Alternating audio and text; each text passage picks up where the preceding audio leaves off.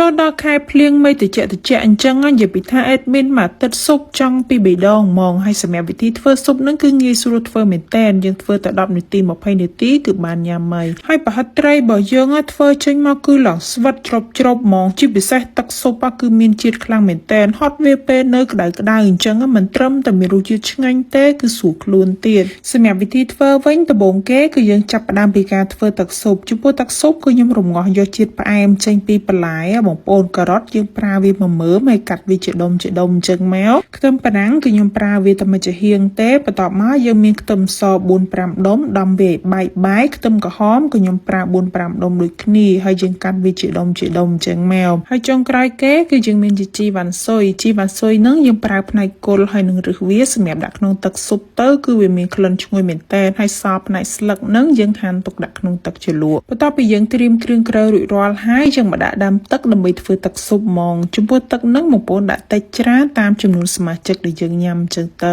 បន្ទាប់ពីទឹកពុះហើយយើងបង់គ្រឿងទាំងប្រមាណមុខដែលយើងបានហាន់ហើយស្រាប់ហ្នឹងដាក់ចូលមកមានដូចជាខ្ទឹមសខ្ទឹមក្រហមជីវ៉ាន់ស៊ុយការ៉ុតហើយនិងខ្ទឹមបារាំងហើយគ្រឿងផ្សំដែលសំខាន់នៅក្នុងការស្ងោរទឹកស៊ុបដែលយើងអាចខ្វះបានហ្នឹងគឺជាដុំស៊ុបខ្នុរយើងដាក់តែ1ដុំ2ដុំមកទឹកស៊ុបរបស់យើងហ្នឹងគឺដឹងតែមានរសជាតិឆ្ងាញ់ហ្មងដោយយើងអត់ចាំបាច់រងាស់ឆ្អឹងស៊ុបទេជាពិសេសខ្នុរឥឡូវគឺគេមានជារង្វាន់ទៀតតែបងប្អូនមានជារង្វាន់លុយសុទ្ធហើយនឹងខ្សែកមាសរហូតដល់500លានរៀលហើយនៅក្នុងទឹកស៊ុបហ្នឹងខ្ញុំក៏បានបន្ថែមទឹកត្រី2ស្លាបព្រាបាយជាមួយស្ករ1ស្លាបព្រាបាយដែរឆ្លៀតពេលដែលយើងដាក់រងាស់ទឹកស៊ុបចោលហ្នឹងយើងមកធ្វើគ្រឿងផ្សេងទៀតឲ្យហើយមកសាច់គោនេះគឺយើងប្រើជាសាច់គោផុយហាន់វាជាប្រទេសស្ដើងហើយគូសពងមាន់ឬក៏ពងទាដាក់មកគ្រាប់មកហើយចំពោះការធ្វើប្រហិតវិញបងប្អូនគឺងាយស្រួលមែនតើយើងទិញសាច់ប្រហិតត្រីស្លាតដែលគេកោសស្រាប់ហ្នឹងណា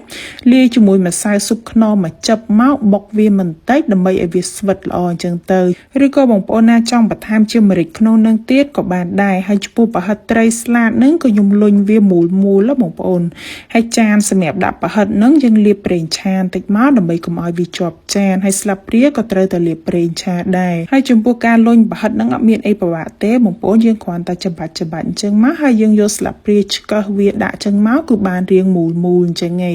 ហើយចំពោះការធ្វើស៊ុបម្រះហ្នឹងអីដែលខ្វះអត់បានគឺម្រះហាបងប្អូនយើងកុំយកចាស់ពេកម្រះយករាងខ្ចីមកល្មមបានទេសម្រាប់ម្រះហ្នឹងបងប្អូនចង់ហាន់ជាបដោយវែងក៏បានឬក៏ហាន់ជាបច្ឆិតស្ដើងដូចខ្ញុំអញ្ចឹងក៏បានដែរម្រះគឺខ្ញុំអត់ញ៉ាំឆៅអញ្ចឹងហ្មងណាបងប្អូនគឺខ្ញុំស្រោះទឹកក្តៅបន្តិចដើម្បីវាអស់ជាតិល្វីងខ្លះព្រោះបើថាញ៉ាំឆៅហ្មងវាអាចនឹងរាងល្វីងបន្តិចអញ្ចឹងទៅហើយបន្ទាប់ពីយើងស្រោះវាប្រហែលជាតែ1នាទីទេយើងស្រង់វាចេញដាក់ត្រាំក្នុងទឹកកកដើម្បីឲ្យម្រះរបស់យើងនឹងគឺវានៅស្រួយច្របអញ្ចឹងទៅហើយចំពោះស៊ុបហ្នឹងបើសិនជាបងប្អូនមានម្អមស្រាយើងដាក់បន្តិចមកស៊ុបរបស់យើងនឹងគឺកាន់តែមានក្លិនឈ្ងុយបន្ទាប់ពីយើងហាន់សាច់គោហើយនឹងធ្វើប្រហិតរួចរាល់ហើយយើងមកមើលទឹកស៊ុបរបស់យើងម្ដងទឹកស៊ុបនេះគឺខ្ញុំរងាស់បានខ្ទង់15ទៅ20នាទីបងប្អូនបន្ទាប់ពីនឹងមកយើងអាចភ្លក់មើលហើយថែមថយគ្រឿងបានសម្រាប់ខ្ញុំរសជាតិនឹងគឺមកត្រូវជាតិឆ្ងាញ់ហ្មងអត់ចាំបាច់ថែមថយគ្រឿងអីទៀតទេ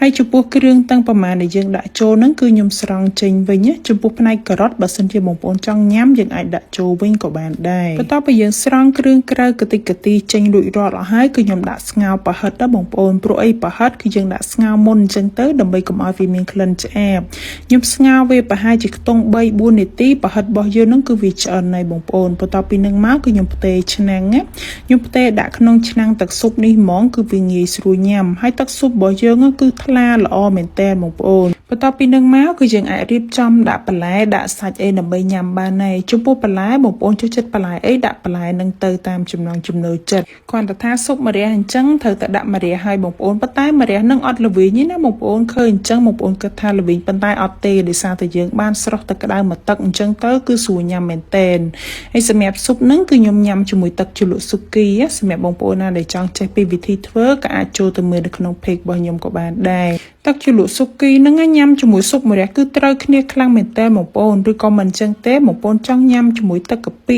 ទឹកតៅហ៊ូទឹកត្រីកោះកុងអីក៏បានដែរតាមចំណង់ចំណូលចិត្តហើយចំពោះសាច់គោវិញគឺខ្ញុំអត់ដាក់ចូលជាមួយទេណាបងប្អូនយើងទុកជ្រលក់ញ៉ាំអញ្ចឹងទៅគឺវាមានជាតិឆ្ងាញ់ជាងបើសិនជាយើងដាក់ចូលពីដំបូងហ្មងវាទៅជាឆ្អិនជ្រុលរឹងស្វិតពិបាកញ៉ាំអញ្ចឹងទៅហើយប្រហិតត្រីស្លាតដែលយើងធ្វើខ្លួនឯងនេះវិញគឺឆ្ងាញ់មែនតើបងប្អូនយើងញ៉ាំទៅ ទៅគឺឡើងស្វិតជ្រប់ហ្មងហើយទឹកស៊ុបរបស់យើងគឺមានជាតិខ្លាំងមែនតើបងប្អូនយើងអត់ចាំបាច់រមាស់ឆ្អឹងស៊ុបរមាស់អីទេដាក់តែដុំស៊ុបខ្នងម្ដុំពីរដុំមកគឺដឹងតែមានជាតិហ្មងជាពិសេសគឺម្រះហាបងប្អូនញ៉ាំទៅអត់មានជាតិល្វីងទេបងប្អូននិយាយទៅល្វីងតិចសឹងតែថាយើងអត់ដឹងហ្មងណាហើយទឹកស៊ុបយើងអត់មានចេញជាតិល្វីងចេញជាតិអីដូចយើងស្ងោរម្រះទៅទឹកស៊ុបល្វីងណាបងប្អូននិយាយទៅធានាឲ្យថាបងប្អូនធ្វើតាមវិធីដែលខ្ញុំបានប្រាប់ដឹងធានាថាមកឆ្ងាញ់ហ្មងជាពិសេសស៊ុបរបស់យើងគឺធ្វើលឿនមែនតើបងប្អូនយើងធ្វើតែ15នាទីទៅ20នាទីអីគឺឆ្អិនបានញ៉ាំហើយសម្រាប់វីដេអូរបស់ខ្ញុំក៏មានតែប៉ុណ្្នឹងដែរបើសិនជាបងប្អូនមានជាមតិយោបល់ឬក៏ចម្ងល់អីអាច comment បានណាអរគុណច្រើនជួបគ្នានៅវីដេអូក្រោយៗ